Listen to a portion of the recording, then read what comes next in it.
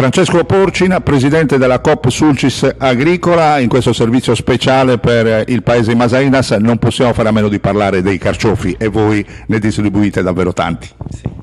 Allora, buongiorno.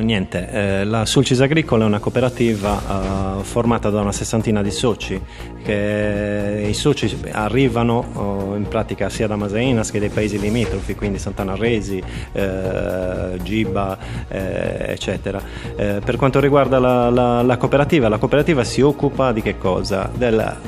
I soci, o meglio, conferiscono il prodotto alla cooperativa e la cooperativa si occupa semplicemente della commercializzazione del prodotto.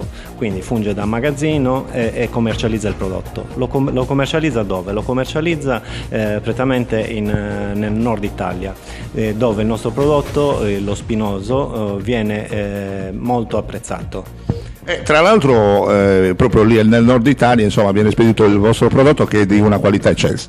Sì. Il nostro prodotto viene apprezzato tantissimo perché la nostra zona è caratterizzata da un microclima particolare